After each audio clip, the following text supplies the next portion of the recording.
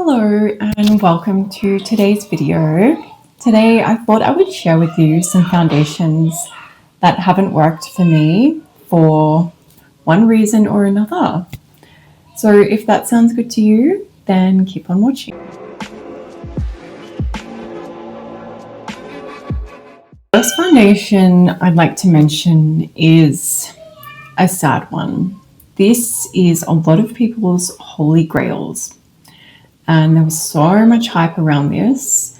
I bought into it. I was so excited to try it. I didn't test it before buying a full bottle, and I'm regretting it. This is the Anastasia Beverly Hills. What is it? This is their new matte foundation.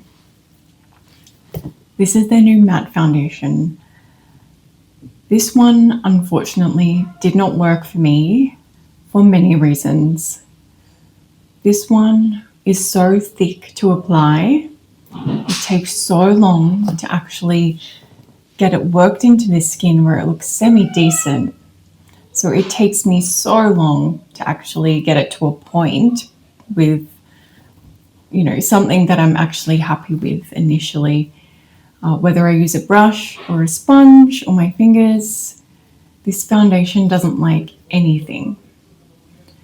It looks very heavy on my skin and it will break up on my skin a few hours into it. So I struggle a lot with foundations breaking up around my nose, on my chin, between the eyebrows. And this one manages to break up in all three of those places at the same time.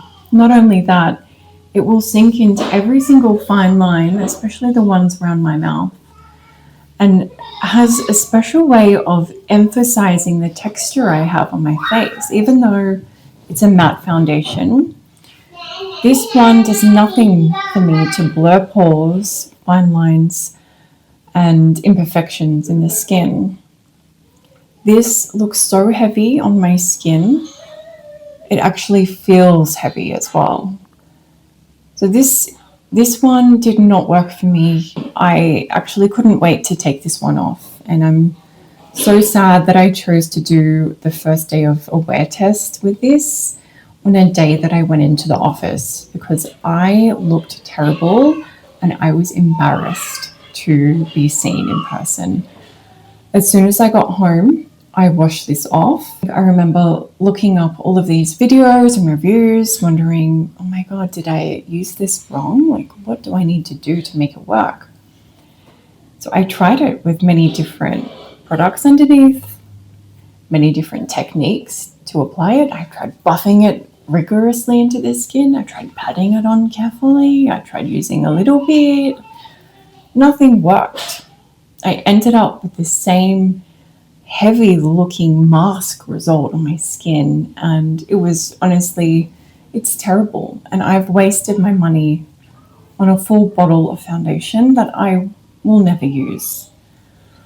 So unfortunately, this one was a huge fail for me, and I don't know what I'll do with the bottle, but this will serve as a reminder to actually try the foundations before you buy it, whether that's going to Sephora, getting a sample pot and trying it yourself at home.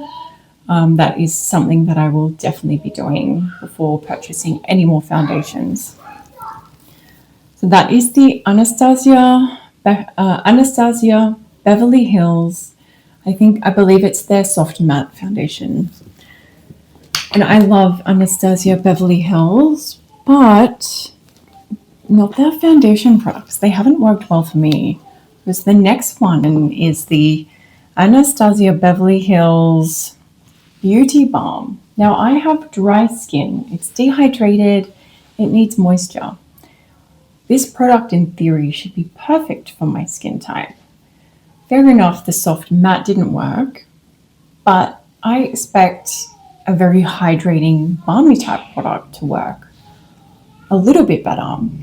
But no, it didn't. This one looked like a grease ball. It made me look like I had sprayed oil on my face. It slid around and products, especially powder products, did not go over this foundation very well at all. This, unfortunately, did not work. The texture is extremely, extremely emollient. Balm is the right word. Yeah, lip balm, think lip balm. That's the type of consistency you will get from this product. Massive fail, very sad. Not one that wears well. It broke up after a few hours, sunk into every pore and fine line, and managed to age me about 10 years. So sorry, but this, yeah, it did not work for me. Now, the next one is the By Terry Hyaluronic Hydra Foundation, and this one has an SPF 30. I don't know if you can see separating. There's chunks in there, and there's a layer of oil, what I assume is squalene, sitting on top. This one is an oily foundation. Again, I was drawn to the hydrating claims of this foundation, and this one just does not wear well. It looks fantastic on my skin for the first couple of hours, but after that, it does break down, sink into my pores, fine lines, and actually starts wearing away. It starts separating from my skin. So this is unwearable for me, and it wasn't cheap. So yeah, I'm really disappointed in this one. I thought it would be great for my dry skin, but unfortunately this is one where I will hopefully get some use out of just by chucking it on before I go out to the shops. I do enjoy the smell of it, but it's not something that's going to be long wearing and one that I can wear to work or special events or occasions lasting more than a couple of hours. So yeah, this one unfortunately was a fail for me too. I do love By Terry products, especially the smell of them. I love that rose smell. Okay, so the final foundation I'd like to mention is the Shiseido Synchro Skin Radiant Lifting Foundation. This one I thought would work a little bit better because it is oil-free. And boy, was I wrong. So I went ahead and got this without testing it. And unfortunately, it just doesn't work for my skin type. This is one where, it's super disappointing for one because it's so expensive. But two, applying it gives me hell. I cannot get this thing to remain out of my pores. This is a pore magnet. If you have pores, this will sink into them.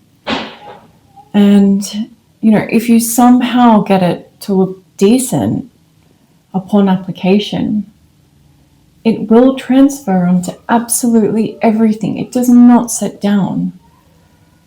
It gave me hell. I remember I'm having flashbacks of this transferring onto my phone, onto my clothes, onto my kids, onto everything I touched.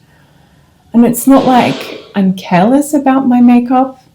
I try preserve my makeup by not touching my face or, allowing objects to come in contact with it too often. But this one transferred on everything, sunk into my pores. It broke up on my skin. I know it says it's oil-free, so in theory it should be great, as opposed to the other foundations with oils in them that I spoke about. But no, this one, did not work. And I'm super disappointed. It was expensive. I didn't get it on sale or anything like that. And I've tried wearing it a few times, but it has literally been sitting, gathering dust this whole time. I think for me, obviously I can't wear them. I won't wear them, these foundations that I spoke about, but I will keep them to serve as a reminder to test every single foundation that I even think about trying, no matter if an influencer says they're amazing, no matter if the description sounds amazing, no matter if there's a great sale. I will always be trying foundations before I buy a full bottle. So that I will make a promise to myself, and I will definitely be keeping that and holding myself accountable to it. So that brings me to the end. I hope you enjoyed this video, and I look forward to seeing you in the next one. Bye.